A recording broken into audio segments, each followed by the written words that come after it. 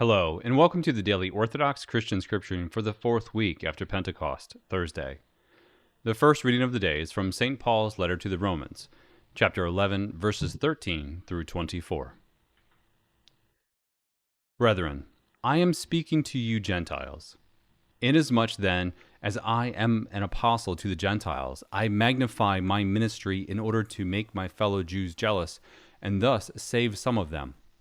For if their rejection means the reconciliation of the world, what will their acceptance mean but life from the dead? If the dough offered as first fruits is holy, so is the whole lump. And if the root is holy, so are the branches.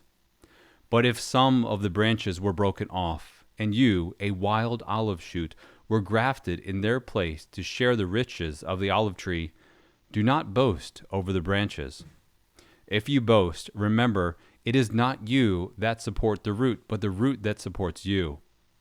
You will say, branches were broken off so that I might be grafted in. That is true. They were broken off because of their unbelief. But you stand fast only through faith. So do not become proud, but stand in awe. For if God did not spare the natural branches, neither will he spare you.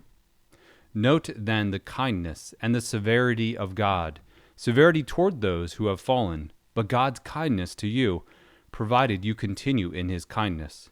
Otherwise you too will be cut off. And even the others, if they do not persist in their unbelief, will be grafted in, for God has the power to graft them in again. For if you have been cut from what is by nature a wild olive tree, and grafted, contrary to nature, into a cultivated olive tree, how much more will these natural branches be grafted back into their own olive tree? And today's gospel reading is from Matthew chapter 11, verses 27 through 30.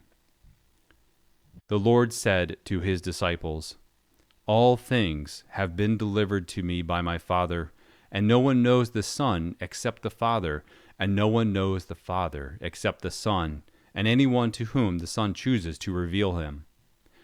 Come to me, all who labor and are heavy laden, and I will give you rest.